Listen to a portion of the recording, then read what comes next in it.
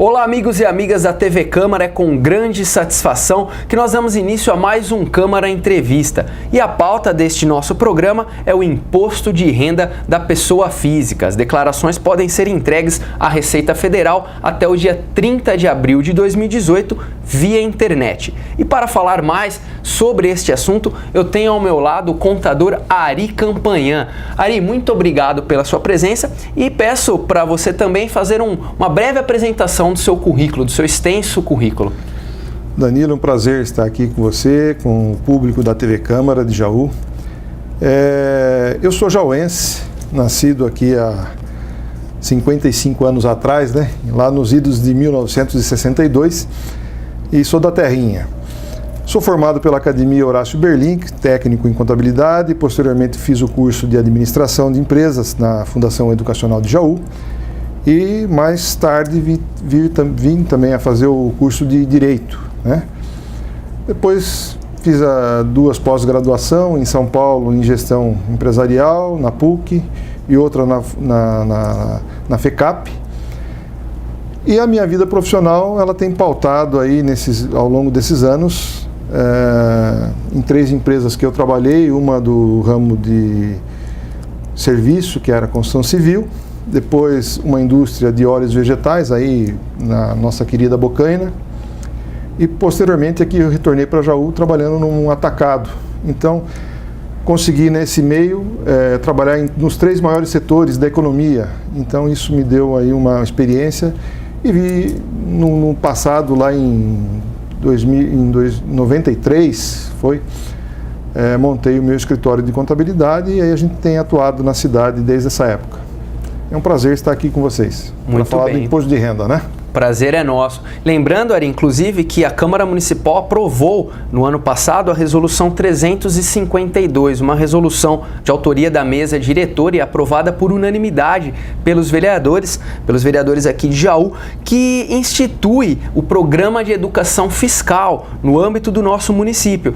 O objetivo, além óbvio, de conscientizar a população, informar sobre os tributos, é também permitir que a população tenha meios para fiscalizar e também conscientizar, buscar os meios em que esses recursos são aplicados. Inclusive, nós vamos abordar esse tema da aplicação dos recursos. As pessoas podem, inclusive, direcionar parte do imposto de renda devido para algumas instituições da cidade. Assunto que nós vamos abordar daqui a pouco. Mas para começar a nossa entrevista, Ari, eu gostaria que você explicasse um pouco das mudanças do imposto de renda em 2018. Foram algumas mudanças pontuais. Aí, todo ano a Receita Federal modifica ali o programa, alguns critérios da declaração, mas esse ano tem algumas mudanças aí bem específicas, não é mesmo? Perfeito, Danilo.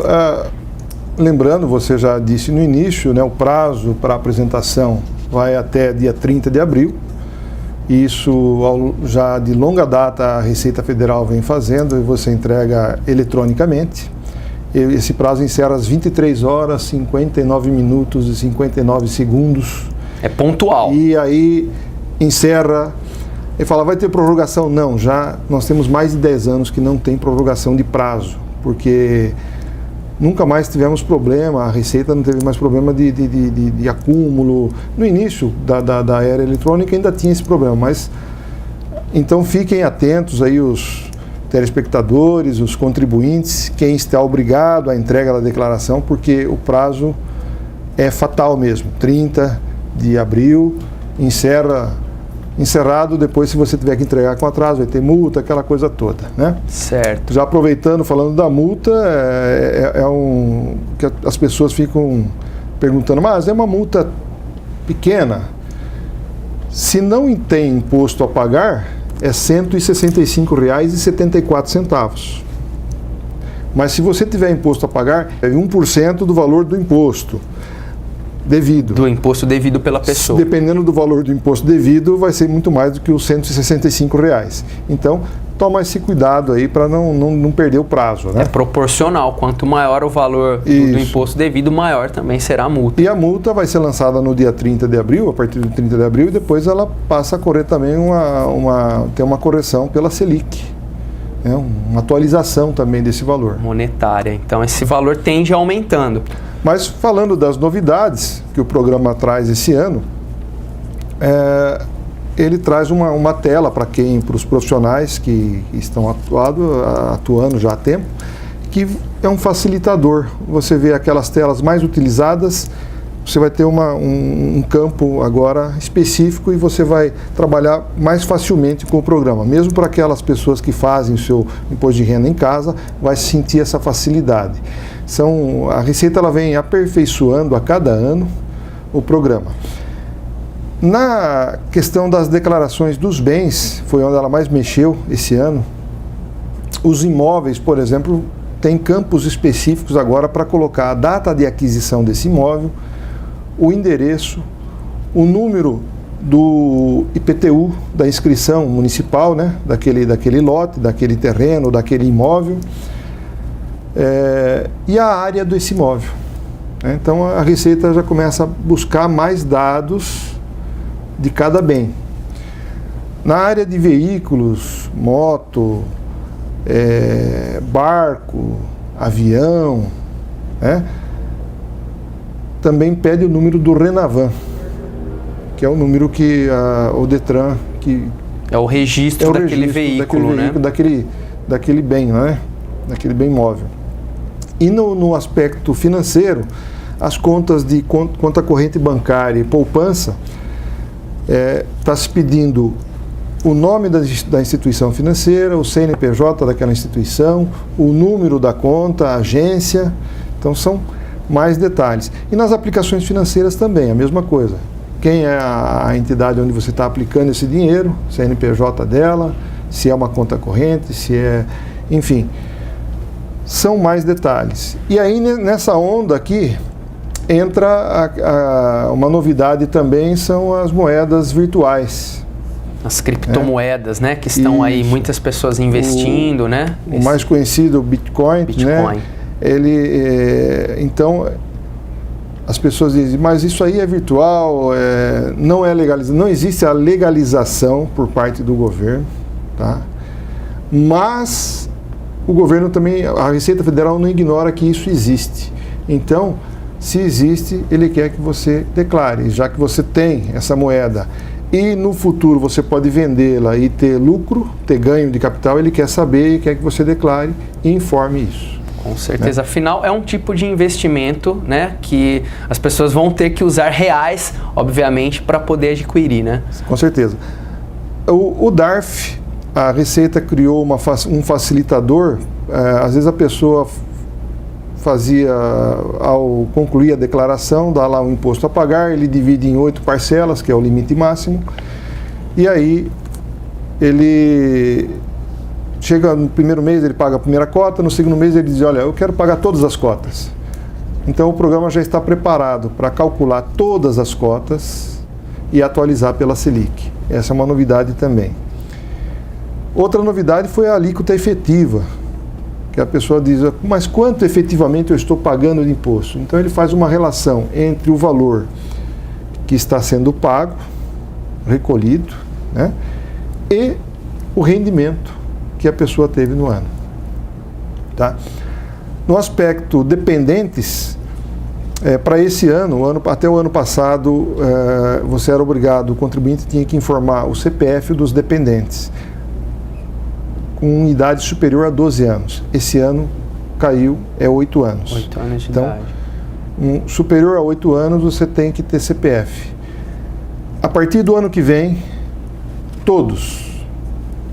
Até porque já houve um avanço aí. Hoje a criança, quando nasce, já sai com o CPF lá da Santa Casa, do hospital, de onde ela... Já é inerente ao registro civil da criança. Já sai...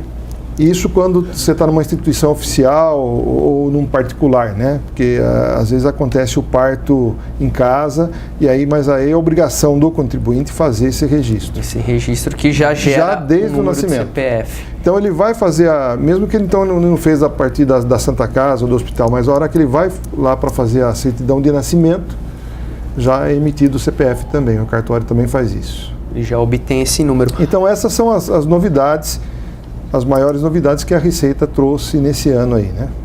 Ori, sobre então as pessoas que são obrigadas a declarar o imposto de renda em 2018. Tem alguns critérios, a questão do rendimento, a questão da soma de valores dos bens e algumas pessoas que têm o rendimento já, o imposto retido na fonte. Então tem uma série de critérios, mas efetivamente quem precisa obrigatoriamente declarar neste ano de 2018? Muito bem. Danilo, o rendimento tributável é o mais conhecido. E então, quem ganhou valor superior a R$ 28.559,70 já está, esse é um critério, tá? São vários os critérios. Você pode não estar neste critério, mas pode estar num segundo critério, que seria, por exemplo, os rendimentos isentos ou não tributáveis, ou aqueles que são tributados na fonte. No caso de aplicação financeira, a pessoa pode não ter rendimento tributável, mas ela tem rendimento isento superior a R$40 mil.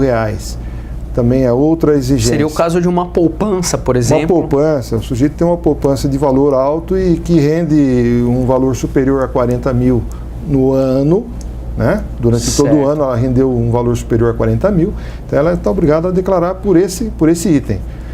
Uma outra situação também, que às vezes as pessoas passam batido, é do ganho de capital. O contribuinte tem um imóvel, ele vende aquele imóvel e por conta dessa venda do imóvel existe um ganho de capital. Ele está obrigado a declarar porque ele teve esse ganho de capital. Ou até pessoas menos desavisadas fazem às vezes uma compra de ações no banco. Falar, vou virar acionista agora, eu vou comprar ações da Petrobras aí. O fato de ter comprado essas ações do mercado aberto, certo, obriga ele a declarar também. Mesmo que seja um valor irrisório. Então vamos imaginar, mesmo que ele não tenha tido rendimento tributável superior aos 28.559, mas ele fez aquela aplicação em ações. Ele vai estar obrigado a declarar por conta daquela aplicação.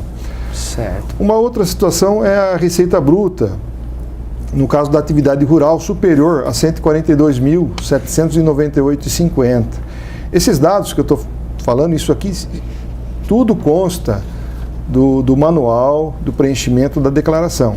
Então, todos lá esses valores lá, muito fácil da pessoa entender. Outra é a posse de propriedade. Se a pessoa tem vários imóveis, cuja soma ultrapasse R$300 mil, ela está obrigada a declarar por conta desse valor do patrimônio, né? E esses critérios, como você bem disse, eles independem um do outro, né? Você não precisa preencher todos, basta que você se enquadre em um deles, obviamente você precisará declarar o imposto. Nessa mesma linha do ganho de capital, né, a Receita criou uma isenção. Então, se o contribuinte vende o único imóvel que ele tem e esse imóvel custa valor inferior a R$400 mil, ele pode vender, ele tem que apurar o ganho de capital, ele tem que declarar por conta disso, mas ele não vai ter imposto sobre o ganho de capital. É uma isenção. Ou se ele vende um imóvel, um imóvel residencial, e ele, com o fruto da venda, ele compra outro imóvel residencial, dentro de 180 dias. São as duas situações de isenção que o fisco tem tratado. E nesses dois casos, envolveu o ganho de capital, o contribuinte está obrigado a fazer a declaração. Certo. Ori, e sobre os erros de preenchimento que ocorrem naturalmente, mesmo que a pessoa faça a própria declaração, ou às vezes ela leva algumas informações incompletas para os seus escritórios de contabilidade, mas assim, sempre existe a possibilidade de algum erro de preenchimento. Quando isso acontece, o que o cidadão deve fazer? Ele tem um prazo também para retificar? Como acontece essa retificação? O erro é inerente do ser humano, né? E muitas vezes, para não perder o prazo, muitas vezes o contribuinte acaba dando uma informação incompleta. E cabe a ele, principalmente no aspecto da declaração de bens, né? Corrigir, fazer essa correção desse erro, sanar essa situação irregular. E quando é que ele pode fazer? No momento seguinte. Ele pode ter entregue a declaração no dia 20 de abril e no dia 21 já fazer uma retificadora. Olha, apontou mais um erro, esqueci de incluir mais um bem, posso fazer uma outra retificadora? Pode. Você vai fazer tantas quantas forem necessárias até você acertar e deixar em ordem. Tá? Quando é que você não pode fazer a declaração retificadora? Quando você estiver sendo alvo de uma fiscalização já. Se você for intimado pela Receita Federal num processo de verificação, aí você já não pode mais retificar a declaração. E tem alguns critérios, porque você sabe que a declaração nós temos dois modelos, um modelo que é simplificado e outro que é o completo. Na verdade, o simplificado não é porque ele é mais simples de fazer a declaração, não. É só um sistema tributário é uma simplificação na tributação. Na tributação, só um sistema diferente ali de calcular o imposto. O cálculo do imposto no simplificado, ele atribui 20% de todo o rendimento do contribuinte como valor dedutível, independente de apresentar documento ou não. E quais seriam os documentos dedutíveis aí? Comum, despesa médica, despesa escolar, né?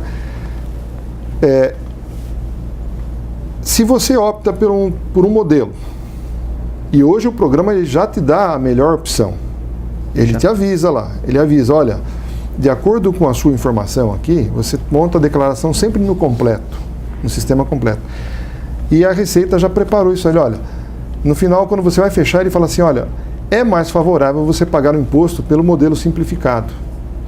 Você quer terminar desse jeito, sim ou não? O sistema dá essa opção. Ele te avisa.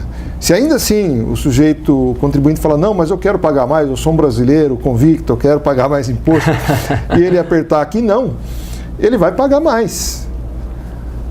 Mas, peraí, entreguei a declaração e por um lapso, um descuido, eu apertei o não ali na hora e foi desse jeito. Depois alguém falou, olha, você está pagando a mais, você podia ter pago mesmo.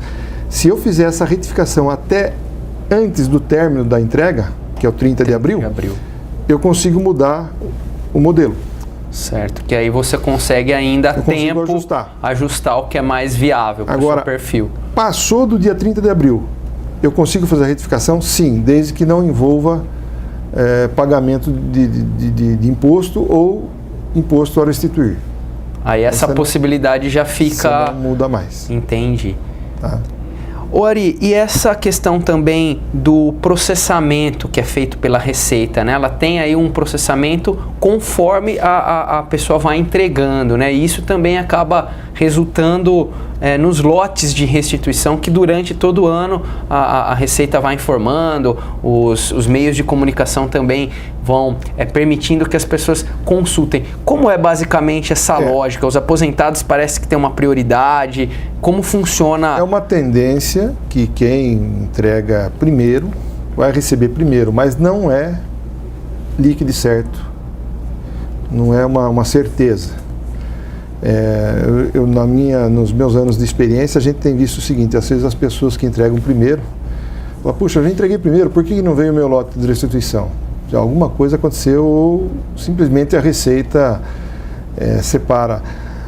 Particularmente eu tenho visto que às vezes a Receita acaba retendo aqueles que têm uma restituição maior. Para verificar, o sistema passa uma segunda vez, um pente fino, e todas as verificações elas são feitas pelo próprio sistema, não existe a interferência humana. Agora, a partir do momento que existe uma inconsistência em alguma declaração, né, ou mesmo aleatoriamente a declaração pode ser escolhida para ser fiscalizada, aí sim ela é separada e aí sim o auditor da Receita Federal, aí sim uma pessoa física que vai mexer naquela declaração. Mas não existe uma ordem exata da restituição, não. A tendência é que quem entrega primeiro tem a tendência de estar nos primeiros lotes. Ari, e em relação também ao cruzamento aí de informações que a Receita Federal realiza, né? Muitas vezes essas informações, é até costumeiro dizer, a Receita já sabe praticamente de todas as suas informações, porque Sim. há uma ampla base de dados aí que ela utiliza para poder cruzar esses dados, inclusive dos bens, como você mencionou no início da entrevista, né, que terão alguns dados mais detalhados, inclusive. Então, a partir desse momento, o pente fino fica maior, porque se há um banco de dados aí para essa consulta, né, então, basicamente, quais são esses bancos de dados? Eu vou citar alguns, eu separei aqui para a nossa entrevista. As empresas, elas são obrigadas a entregar algumas declarações, assim como os bancos, cartório, né? Então, a DIRF é uma declaração da informação do imposto de renda retido na fonte. Ela faz um cruzamento do que aquele CNPJ, vamos colocar aqui, a Prefeitura de Jaú, ela tem um CNPJ, aí ela paga os seus funcionários e durante o mês, vários deles têm retenção na fonte. Esse funcionário, quando vai fazer a declaração, ele informa esse imposto retido, porque a prefeitura dá um informe de rendimento para ele. É comum acontecer falha, às vezes, na emissão desse documento. E aí vai um valor que não está correto. Ou mesmo o contribuinte acaba colocando o valor que ele fez a soma dos seus olerites e colocou lá. E aí ele não bate com aquela informação que a prefeitura mandou para a Receita Federal através da DIRF. Estou citando a prefeitura, não pode ser qualquer empresa. Qualquer empregador, né? Empregador. Então aí vai gerar uma inconsistência. Essa declaração não vai ser processada, mas ela vai ser processada, mas vai cair na malha fina, né? Essa é um cruzamento. A DEMED, que é a Declaração de Serviços Médicos de Saúde, também os profissionais de saúde passaram a ter que dar essa informação, para quem que eles prestaram serviço, né? Então, o contribuinte vai até o médico, leva o filho e é feita a consulta, ele gastou, fez cirurgia. O médico, a clínica, o hospital tem que fazer essa informação da DEMED. Outra informação é a DIMOB, que é a Declaração de Informações de Atividades Imobiliárias. As imobiliárias da cidade, todas as imobiliárias do país, têm que fazer a DIMOB. É a informação de quem recebeu o aluguel, quem pagou o aluguel para quem, tá? Principalmente na área de administração de imóveis, ou até as negociações de venda e compra de imóveis. Também temos a DOI. Quando eu falo DOI, as pessoas até, parece brincadeira, né? Mas DOI, né? Que também é a declaração de operações imobiliárias que os cartórios têm que mandar para a Receita Federal. Então, qualquer transação em nível de compra e venda de imóveis, vai para a Receita Federal. Então, hoje a Receita tem um banco de dados farto para fazer cruzamentos e saber, inclusive, a movimentação financeira também, que tem a declaração de movimentação financeira que os bancos também mandam para a Receita, que eu não citei aqui. Então, estamos agora, não só desde agora, mas a cada ano que passa, cada vez mais, no Big Brother tributário. Tudo é muito bem vigiado, né? Então, o fisco está muito preparado, está de olho em todo mundo, né? Nas redes sociais, inclusive. O ano passado nós tivemos informação assim do tipo, como é que o sujeito caiu na malha fina? Bom, primeiro porque ele não declarava nada, só que nas redes sociais apareciam fotos e viagens para o exterior, né? Sujeito lá na Disney, ou então ostentando bens, né? Passeios de navio, em iates, e muito bem. E o contrário também. Aparece lá um sujeito com um patrimônio enorme, aplicações e tal, e aí você vê na rede social, ele está no boteco lá do Morro do Borel, né? Quer dizer, aquele sujeito, claramente, ele foi utilizado o CPF dele, e sem ele saber, de repente, quantas pessoas não apareceram aí que a Receita foi buscar. O senhor é dono da empresa tal, e a pessoa mal sabia dessa informação. Então, hoje, a equipe de investigação da Receita Federal, Polícia Federal, eles trabalham em conjunto. Então, até isso tem sido utilizado na hora de analisar uma declaração de renda, né? Então, esses cruzamentos podem acontecer de várias formas. E daí a importância realmente das pessoas declararem corretamente, especialmente as declarações que são completas, né? As deduções. É um outro assunto que nós vamos abordar em relação às deduções. Você até comentou aí despesas médicas, despesas escolares que as pessoas põem na declaração com o objetivo de deduzir ali daquele imposto. Como funciona essa questão das deduções, Ari? Olha, existem algumas limitações. Por incrível que pareça, se me permitir, eu vou localizar aqui o número que trata das deduções. Claro. E exatamente o que acontece. Muitas vezes você imagina que eu paguei 10 mil reais de escola para o meu filho no ano que passou. Mas a Receita não admite que você faça a dedução dos 10 mil. Ela tem um limitador, é 2 mil e alguma coisa. Tem alguns fatores que as despesas médicas também, por mais que a pessoa muitas vezes tenha algum problema crônico, tem um tratamento ali que é permanente, também há uma questão... No caso das despesas médicas, não. Das despesas médicas...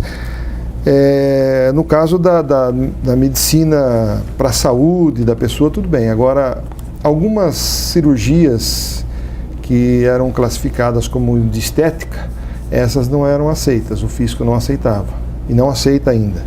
Porque necessariamente não seria algo de saúde básica, né? É uma questão mais opcional da pessoa. Eu quero fazer uma cirurgia plástica porque eu acho que o meu nariz não é muito bonito, então não é aceito. Então tem algumas coisas ainda que a Receita algumas restrições em relação a essas deduções. Agora, com relação à dedução, deixa eu localizar aqui para poder passar esse número para todos, né?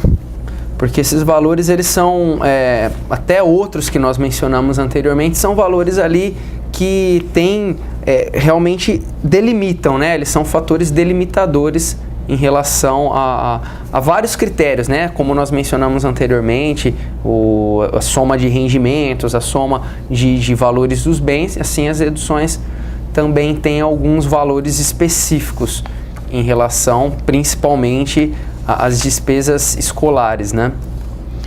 São várias as deduções. Começamos as deduções legais, a previdência, a própria previdência, o desconto do INSS, do salário do trabalhador, ele entra deduzindo do imposto a pagar. Ele entra como dedução. Aquela previdência complementar também, desde que até o limite legal, ele pode utilizar também. Os filhos até 21 anos, ele pode ser colocado como dependente. Ou até 24, se ele estiver fazendo o curso técnico, né? Ou até fazendo um curso superior. Então, até 24 anos é possível ter o filho como dependente, desde que ele esteja, então, fazendo a faculdade ou então curso técnico, como foi falado, né? A dedução por dependente, o valor, né, é 2.275,08. Quer dizer, você paga 10 mil de escola, mas você pode deduzir só esse valor. Então, o governo dá uns cortes, dá umas limitações. Por isso que muitas vezes a questão da declaração simplificada e completa, ela vai ser analisada a partir daí. Se você tem despesas médicas, as despesas médicas não. Tem uma cirurgia, desde que esteja tudo comprovado, e é bom que você guarde isso por 5 anos, né? E essa é dedutível. Tá? Então, muitas vezes a pessoa fala, nesse ano que passou eu fiz uma cirurgia, gastei aí um valor razoável, gastei aí 20 mil reais. Então, aquela dedução vai lá completa. E tem campos específicos para essas deduções estarem declaradas tem o campo no programa. Tem. E aí a pessoa consegue ali detalhar esses gastos, como você disse, tem um teto. A gente vem falando aqui, muitas coisas ainda vão nos reportando, né? É o caso... A declaração de imposto de renda, embora a propaganda que o governo faça, que ela é muito simples e que cada brasileiro pode fazer a sua, eu acho que sim, pode, desde que ele tenha conhecimento, que ele estude, que ele leia o manual, enfim, que ele faça esse trabalho, faça o dever de casa, né? Para não cometer erro e não ter que responder depois. O que acontece no Brasil, propriamente, é que nós temos os contadores, que são pessoas já treinadas, que estão acostumados a fazer esse trabalho, que estudam todo ano esse assunto. Então, o que se recomenda muitas vezes é que procure um profissional da sua confiança para fazer sua declaração, até para evitar erro e ter problemas maiores para você no futuro, né? Mas esses detalhes, como as deduções, é onde muita gente acaba incorrendo em erro ou ouvindo que um amigo fez desse jeito e deu certo e ele não pagou imposto. E aí é o chamado jeitinho brasileiro, que a gente nunca recomenda. E cada caso é um caso também, não dá para se basear no caso de um vizinho, de um colega, não é mesmo? Nós tivemos um ano retrasado, não lembro se 2 ou 3 anos, na nossa região aqui, a Receita Federal acabou pegando aí várias declarações de um profissional que fazia isso, e as pessoas muitas vezes não sabiam que estava sendo feito isso, quer dizer, deu um rolo danado. E aí, se o contribuinte ele estava ou não sabendo, ele vai ter que responder para a Polícia Federal. Então a coisa ficou séria. Vai complicando, cada vez mais complicada. Então, quer dizer, o cuidado, gente, não é vou fazer minha declaração de imposto de renda. Se você tiver conhecimento para tanto, se não, procure ajuda profissional, porque é muito sério isso aqui. E a gente recomenda sempre fazer o certo. Porque eu costumo dizer que no Brasil é como um barco de pesca, né? Você joga a rede e pega lá um cardume de peixe pequeno, né? De sardinha. Então é mais ou menos assim. Agora ninguém pega tubarão. Se pegar tubarão na rede, o tubarão ele rasga a rede e vai embora, né? Sim. Se bem que isso está mudando no país, eu acredito nessas mudanças também, que os tubarões agora estão sendo apanhados também, né? Mas é muito mais fácil... diante desse rigor, né, que nós vimos pela Receita Federal. Eu acho que se eu faço a coisa certa, eu tenho o direito de exigir também que os outros façam a coisa certa. Principalmente empresários, políticos, enfim. Eu como cidadão eu tenho o direito de exigir também. Mas primeiro eu tenho que fazer a minha parte. Eu recomendo, a gente recomenda que você faça a coisa, mas faça a coisa certa.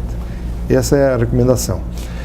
E é importante realmente, ressaltando o que você disse em relação ao profissional da contabilidade, porque é complicado no sentido de que a pessoa muitas vezes vai ter que procurar o contador depois que o problema acontecer. Então é importante realmente que a pessoa, se não tem o conhecimento do programa, de todo o sistema daquele ano, que como nós vimos, sempre tem algumas modificações, então que procure realmente o profissional para que depois o problema não se agrave e fique mais complicado. Exato. Então se a pessoa não se garante, é importante já procurar o profissional para minimizar problemas futuros. Como diz a música, né? Cada um no seu quadrado, né?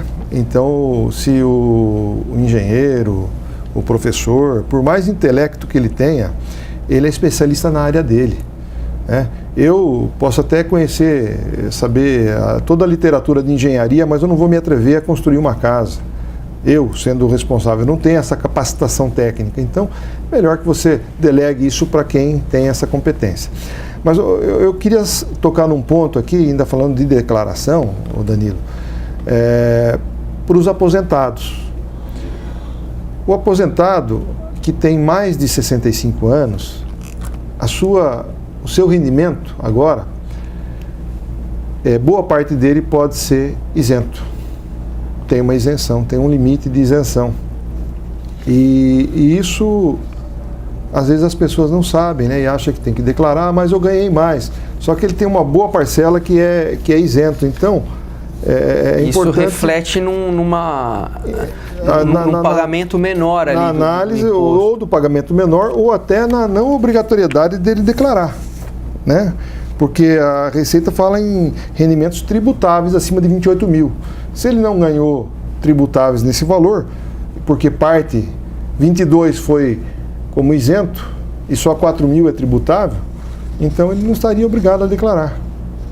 Então é uma vantagem ali que o aposentado esse valor do aposentado, o valor mensal de R$ 1.903,98, quem ganha até esse valor vai ter esse rendimento como isento. Ele não precisa no total do ano daria R$ 22.847,76. Então esse valor é uma coisa também interessante. E linkando com a questão dos dependentes, nós falamos aí dos dependentes, você pode fazer, quem pode ser seu dependente? Pode ser sua esposa, cônjuge, pode ser o marido, né? Pode ser os filhos, pode ser um pai. É aquele que vive sobre a sua dependência. Pode ser uma criança carente que você tem a guarda judicial dela. Para isso você tem que ter a guarda e está documentado. Porque ele não é seu filho. E aí tem um código específico também para você identificar esse dependente, né? Que aí tem o valor também por dependente que você pode abater. Agora, eu tenho meu pai que é meu dependente. Ele mora comigo. Mas ele recebe aposentadoria. Se você vai declarar ele como seu dependente, você vai ter que colocar o rendimento dele na sua declaração. E aí existe também uma outra limitação. Você poderá colocá-lo como seu dependente e juntar o rendimento dele, desde que esse rendimento dele não ultrapasse esses 22 mil aqui que nós falamos. Que é um valor já estipulado. 2.847. Pela Receita Caso Federal. contrário, ele teria que fazer, se ele tivesse obrigado a fazer a declaração, ele, seu pai, meu pai vai fazer a declaração dele, eu vou fazer a minha. Então faz em separado. É uma outra decisão também na hora de você analisar a declaração, é isso. Quanto que o casal ganhou? Ó, junto, o valor que somado vai dar um imposto a pagar muito alto.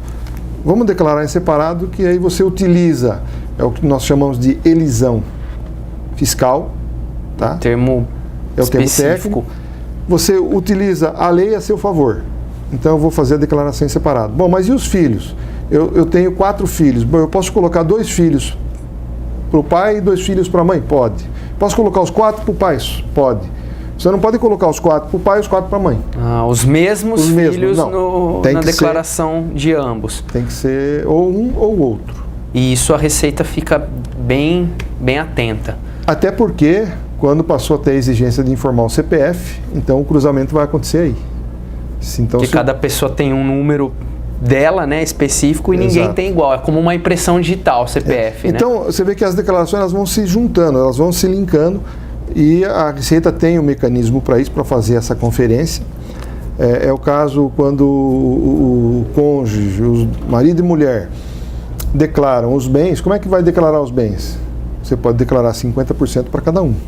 Ou, uma alternativa é, declara no cabeça de casal. Quem que é o cabeça de casal? É o homem? Não. Pode ser a mulher. Sim. Independe. Você vai eleger um, né? Naturalmente, na nossa cultura, o homem é cabeça de casal. Então, sempre coloca do homem. Mas pode ser da mulher? Pode. Mas hoje em dia, talvez a esposa tenha um rendimento até maior que o homem ali. Então, pode optar então pela mulher ser a cabeça do casal nessa declaração. E aí, existe aquela questão também do regime de casamento, que é perguntado lá. Qual é o regime de casamento? E em ambas as declarações de marido e mulher é colocado, o cônjuge declara, você põe que sim, então informa o CPF dele aqui. Na dela a mesma coisa. Então isso tudo vai para o banco de dados e eles têm como cruzar. É muito comum o seguinte, o casal trocou de carro em 2017, vendeu o carro antigo e comprou um carro novo. Muito bem. Quanto é que tiveram que desembolsar para comprar o carro novo? Olha, vendendo o antigo que valia 20 mil, eles colocaram mais 70 para comprar um carro de 90 agora, certo? Perfeito. Bom, mas o casal ganhou, teve renda suficiente para comprar e pagar esses 70? É compatível? É compatível o aumento do patrimônio com o rendimento? É uma análise que a Receita também faz. E aí, quando você fala assim, olha, sozinho não, mas a soma dos dois, sim. Então, por isso a importância de informar lá. O cônjuge declara sim. Qual o CPF dele? Tanto. Porque essa conta matemática do fluxo de caixa, se é possível ou não comprar o bem, a Receita vai fazer. E esses detalhes são importantes, Eri, principalmente por uma questão que nós vamos até abordar neste momento, a questão da malha fina, que é um termo também aí do universo das declarações de imposto de renda. O que é necessariamente a malha fina vem justamente na sequência do que você estava falando, desses cruzamentos de dados, etc. Então é importante a atenção em relação a essas declarações para não cair na malha fina, né? Exatamente. O que é e quando a pessoa cai na famosa e temida malha fina? A malha fina ela pode acontecer e ela normalmente acontece por divergência de informação, né? Como eu já disse anteriormente, o sistema da Receita ele está preparado para fazer esses cruzamentos. Quando ocorre uma inconsistência de uma informação que veio de uma empresa e com a informação que o contribuinte prestou, então essa declaração é separada. Se essa inconsistência for sanada durante o tempo, porque pode haver a empresa pode também ter informado incorretamente uma DIRF, e ela vai lá e retifica essa DIRF e informa o correto. Vai para o sistema novamente, bateu, então essa aqui liberou.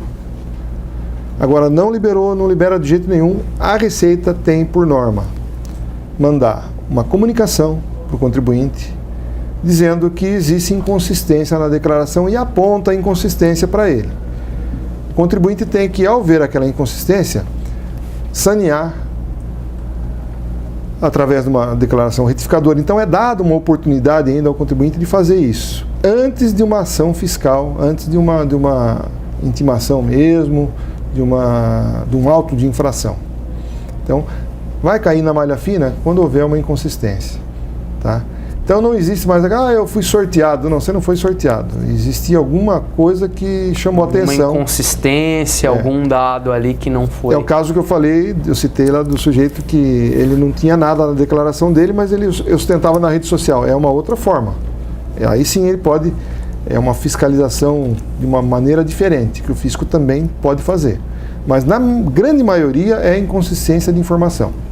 A malha fina, até hipoteticamente, metaforicamente falando, seria uma espécie de um cartão amarelo, uma advertência, e a pessoa tem a oportunidade a tempo de retificar então essas informações. A Receita de longa data, ela mudou a forma de ação, o que isso eu acho que é positivo, porque antes ela já emitia o auto de infração, sem perguntar para o contribuinte.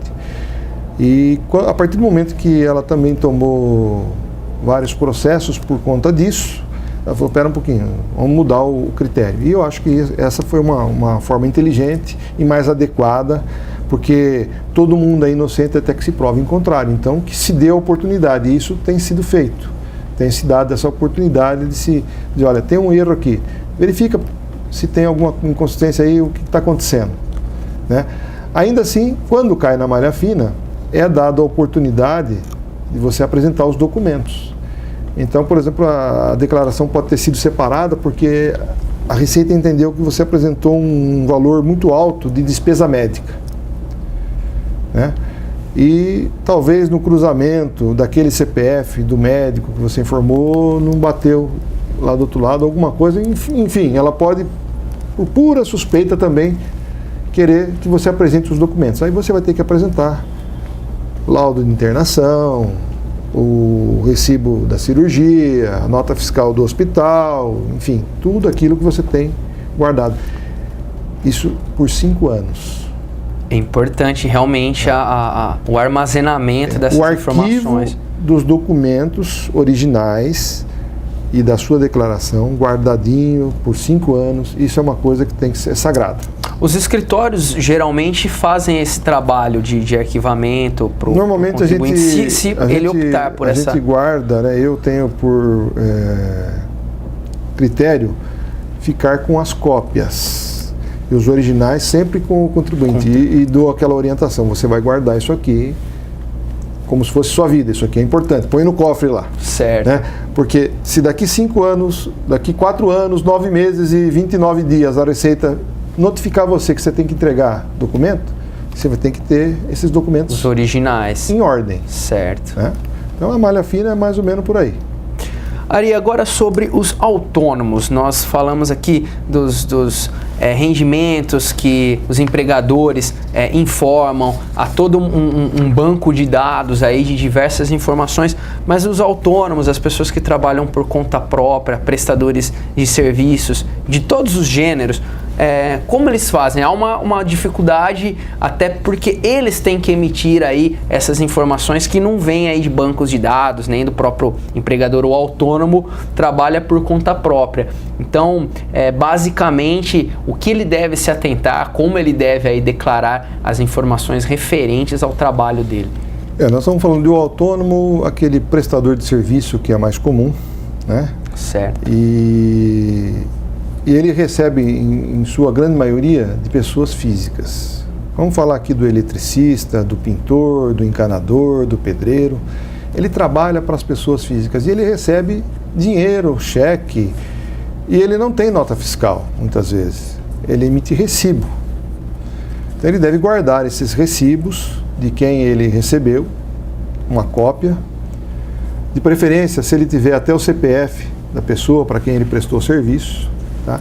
Por que eu estou dizendo isso agora? Porque desde 2015 tem uma instrução normativa da Receita Federal que passou a exigir que algumas atividades de profissões regulamentadas já fizessem isso. É o caso aqui que eu tenho para citar lá, desde 2015, em 2016 já foi exigido. É o caso, essas profissões aqui que eu vou citar: médico, odontólogo, fonoaudiólogo, fisioterapeuta, terapeuta ocupacional, advogado, psicólogo e psicanalista. Esses profissionais todos já tiveram que, em 2015, ao emitir o seu recibo, né, para o cliente, colher o número do CPF para ele poder informar isso na declaração dele profissional. Olha, eu recebi do CPF tal, que é o Danilo, CPF tal, que é o Ari, e ele informa isso aí lá, porque ele recebeu das pessoas físicas. Este ano entrou mais uma profissão, que é a dos corretores de imóveis. Que não eram anteriormente, não tinha essa obrigação. Não estavam nessa lista. Então, nesta linha de raciocínio, a Receita ela vai aprimorando a cada ano. Então, não vai demorar muito, ela vai pedir do pedreiro, do pintor, do eletricista, do encanador, de todos, enfim. Você é autônomo? Sou. Você tem inscrição na prefeitura da sua cidade? Tem. Tem que ter. Sim, a pessoa precisa estar regularizada. Ele precisa ser contribuinte. Como é que ele vai aposentar depois também? Então ele tem que ter um recolhimento da Previdência. Enfim, ele não vive de vento. Ele produz, ele trabalha, ele recebe rendimentos. E esses rendimentos não é da pessoa jurídica. Ou pode até ser de pessoa jurídica, mas na sua grande maioria ele trabalha para pessoas físicas. Então, aí a Receita começou também a fazer essa amarração com os profissionais. Porque havia muito recibo falso, muita declaração falsa de contribuinte, aquela história do jeitinho que eu falei. Então o sujeito colocava lá que tinha gasto médico X, ou com o dentista, colocava o CPF do dentista e ele falava assim: não, mas eu nunca tratei dente dessa pessoa, né? E aí ficava aquela briga, porque a Receita ia em cima de quem declarou o recibo e de quem deu o recibo, de quem supostamente deu o recibo. Ou não deu, não sei. Enfim, começava essa briga. Tá? Porque acontecia também o contrário. O contribuinte declarava que ele teve aquele gasto e falava assim: não, mas eu tenho cheque que eu emiti para o profissional. Eu tenho aqui, eu guardei aqui o meu extrato. Eu emiti um cheque nominal, inclusive, cruzado. Sabe? Então tinha aquela coisa: eu não tenho recibo, mas eu tenho um documento. Então eu provava como contribuinte. A Receita ia onde? Do outro lado, para quem prestou serviço, se ele declarou aquele rendimento. Então, onde começou a amarrar todo mundo agora. Então, há sempre esse cruzamento, né? De ambos os lados, né? Tanto para quem paga quanto de quem recebe, né? É isso aí.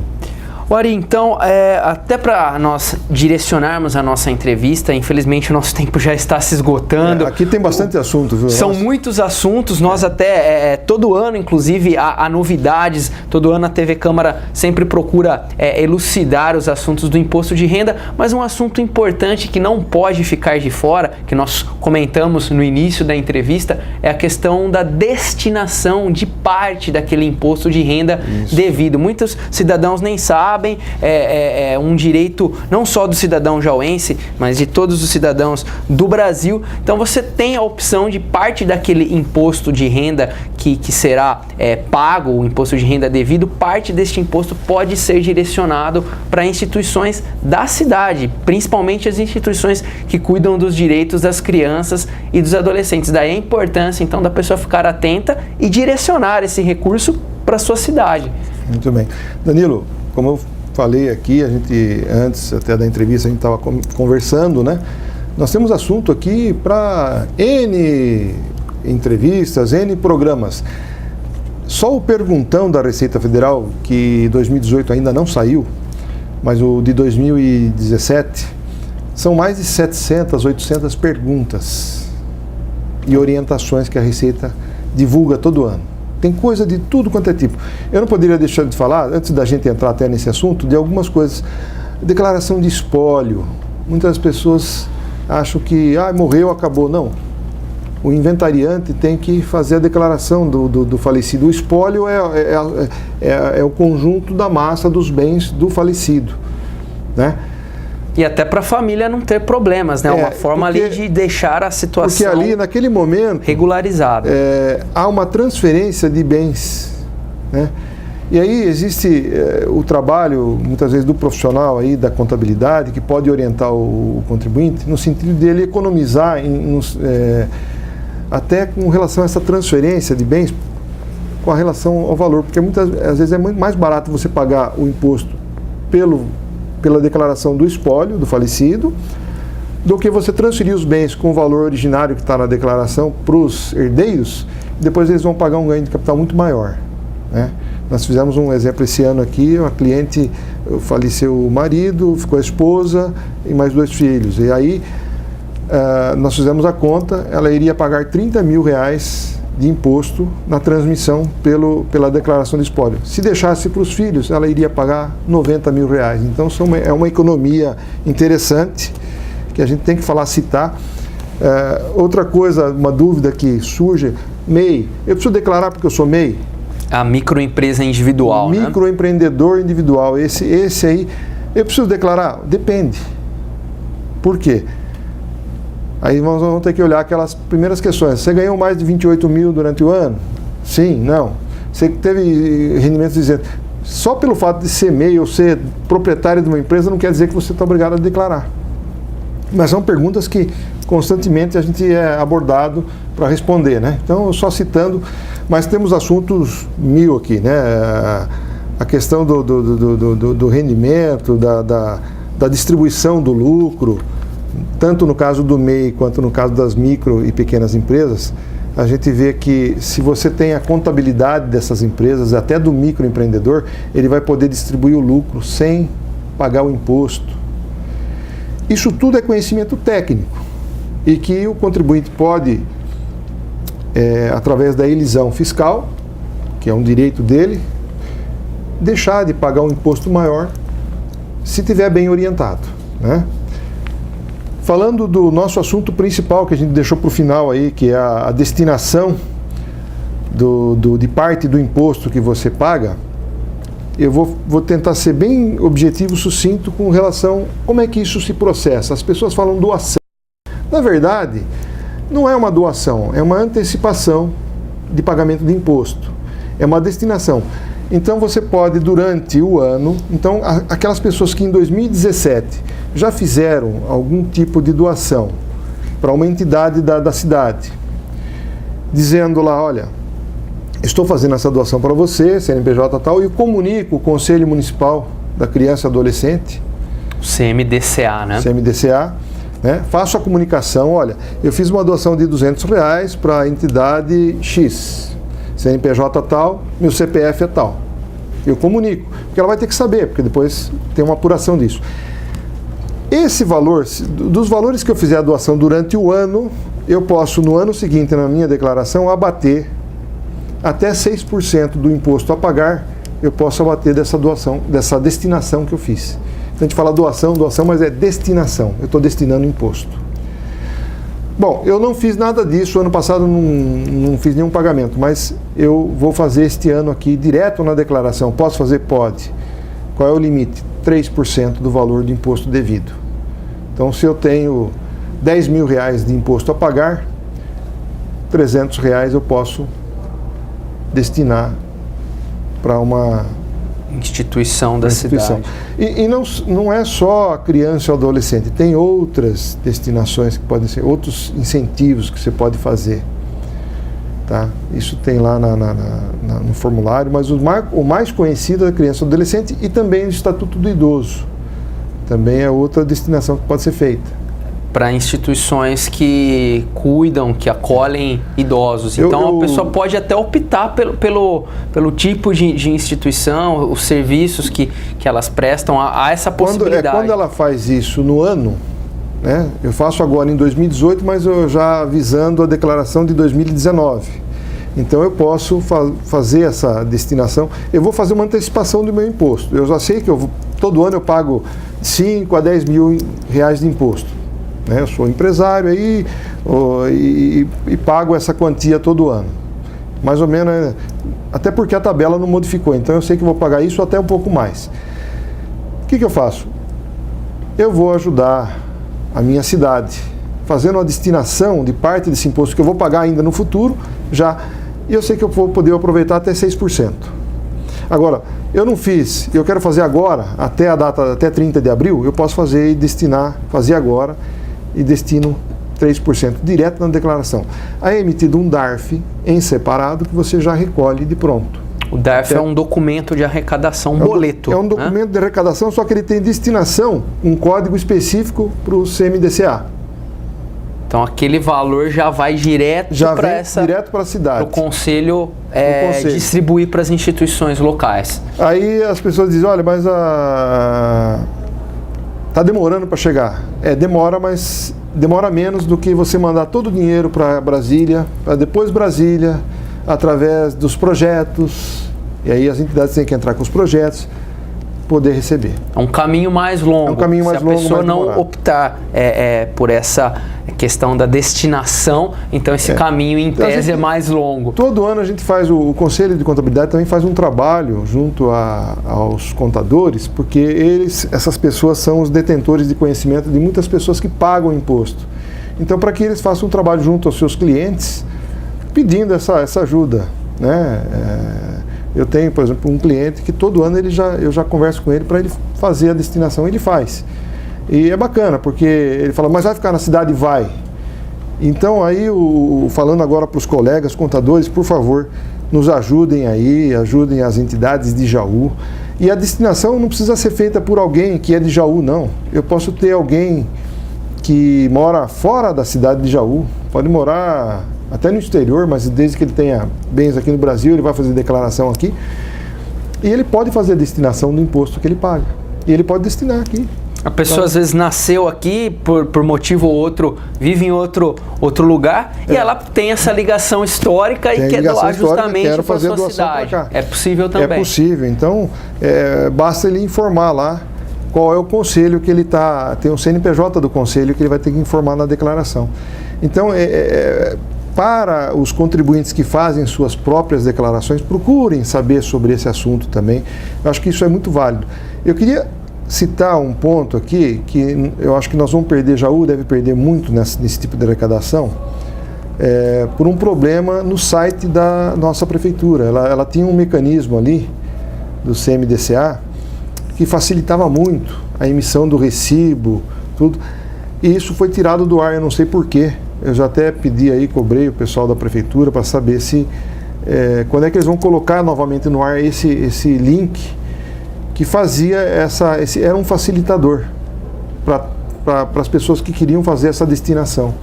Eu acho que com isso, como isso ficou fora do ar aí todo esse período, do ano, já desde o ano passado que está acontecendo isso, eu acho que nós vamos perder um pouquinho em arrecadação esse ano, né? Então é um pedido meu aqui, da toda a categoria, da sociedade, em nome das entidades da cidade, que ficam sempre com o chapéu na mão.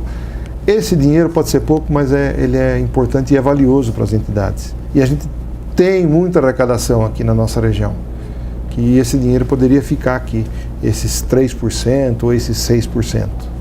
Inclusive, essa destinação, nós estamos falando da pessoa física, que é o período das declarações do imposto de renda das pessoas físicas, mas as empresas, como você disse, as pessoas jurídicas, no seu devido momento, também podem realizar essa destinação. As empresas, cabe uma observação aí, que quem é que pode fazer essa destinação de imposto a pagar?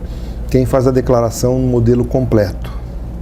Aquele modelo simplificado que nós até mencionamos anteriormente, esse não entra. Não entra. Agora, quem faz a declaração pelo modelo completo, porque ele tem uma série de deduções e que é muito mais compensador, ele pode incluir mais essa aí também. Então, a hora que o imposto ele vai pagar aquele imposto, só que ele já pega parte, vou pagar 6 mil de imposto, só que eu vou pegar 300 e já vou fazer a destinação para dada com o DARF separado. Entidade. E no caso das empresas é 1% do imposto das empresas, e somente as empresas que declaram pelo lucro real. É a forma de tributação. Então tem lucro presumido, tem o microempreendedor, tem a EPP, que é a empresa de pequeno porte, que os dois são do Simples Nacional. Depois tem o lucro presumido e aí nós temos o lucro real. Então, somente as empresas que estão tributadas pelo lucro real é que podem fazer essa destinação do imposto, de parte do imposto, também para esses programas de incentivo. Ari, nosso tempo infelizmente se esgotou. Como você bem disse, são vários assuntos, renderiam diversas entrevistas, diversos blocos aqui do programa, mas nós temos que encerrar. Eu agradeço a sua presença e peço, inclusive, se você puder disponibilizar um número de telefone para as pessoas que se interessaram e querem mais informações e que querem buscar um profissional. Nós tivemos o cuidado, inclusive, de trazer um profissional do seu gabarito, que tem uma ampla formação, uma ampla carreira e sabemos do seu conhecimento. Então, se você puder, inclusive, disponibilizar um telefone de contato para que os telespectadores que tiverem dúvida possam, então, entrar em contato, procurá-lo presencialmente. É que hoje funciona muito mais o e-mail. Eu acho que o e-mail é um caminho mais objetivo, né? Se a pessoa que quiser mandar um e-mail para mim, eu vou responder com o maior prazer, dentro, lógico, do meu tempo de trabalho também, mas podendo ajudar, a gente ajuda as pessoas. Então, o e-mail é ari@escritoriometa.com.br. O telespectador está vendo na tela, então. Tá? Então, depois você pode colocar isso aí, a gente vai responder com o maior prazer as dúvidas dentro daquilo que a gente tem conhecimento.